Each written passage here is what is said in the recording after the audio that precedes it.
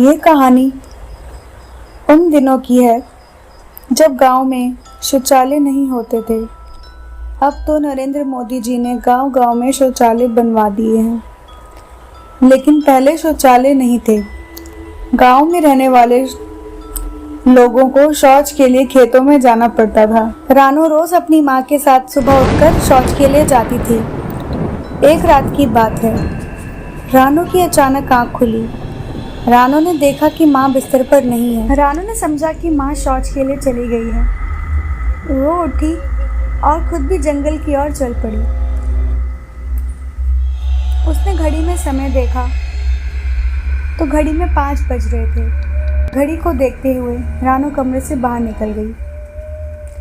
रानू रास्ते में बड़बड़ाते हुए, आज माँ मुझे जगाकर नहीं ले गई, लेकिन माँ ज़्यादा दूर नहीं पहुँची होगी, रास्ते में मिल जाएंगी। रानू जंगल में उस जगह पहुंची जहां वो रोज अपनी माँ के साथ जाती थी। वहां उसे कोई नहीं दिखा, सिवाय खामोशी और डरा देने वाली आवाज़ों के अलावा, जो पास से ही आ रही थी।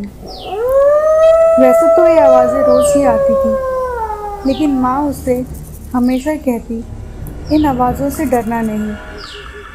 सियार को जोर से पत्थर फेंक के मारो तो ये भाग जाते हैं। लेकिन आज रानू उन आवाज़ों को सुनकर डर रही थी। डर के मारे रानू की सांस रुक रुक कर आ रही थी।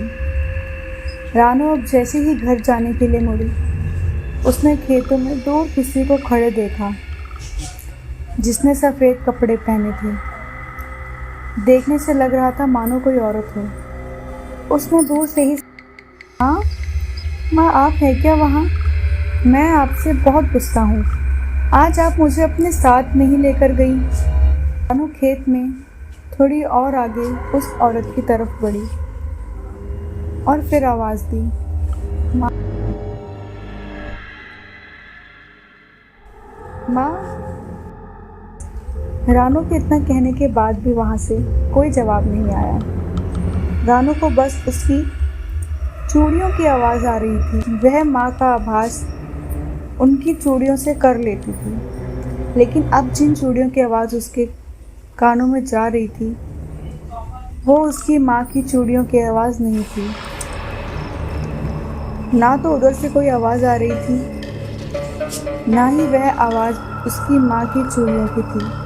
ये सोचकर रानू घर वापस जाने लगी। जैसे ही वो खेत से बाहर निकली, वह साया उसकी तरफ बढ़ता दिखा। ये देख के तो जैसे उसकी हालत ही खराब हो गई। अब वह घर की तरफ भागने लगी। भागते भागते उसने पीछे मुड़कर देखा तो वह साया अब भी उसका पीछा कर रहा था। ये आवाज़ इतनी तेज होने लगी कि रानू बहुत ज़्यादा डर गई। तेज हवाएं चलने लगी। मौसम ने अपना रुख बदल लिया। डर के साथ साथ, उस चीख के साथ साथ बादल और बिजली भी कड़कने लगे, जैसे मानो बहुत तेज बारिश होने वाली है। जंगल में एकदम अंधेरा था।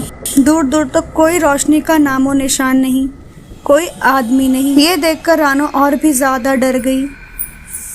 उसके तो जैसे पसीने ही छूटने लगे थे।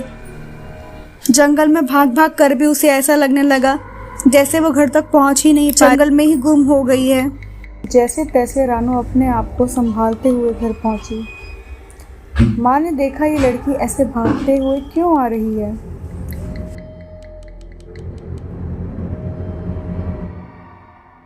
रानू से माँ ने कहा, क्या बात है बेटा, ऐसे क्यों भाग रही हो?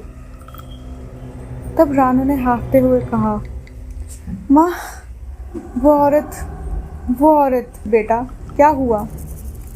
आओ बैठो, पहले सांस लो, तब आराम से बताना क्या हुआ है, तब आराम से बताना क्या बात है। थोड़ी देर सांस लेने के बाद पानी पीकर रानू ने माँ को बताया, माँ, आज आप जंगल नहीं गई? माँ ने कहा, नहीं, तुम कहाँ गई थी?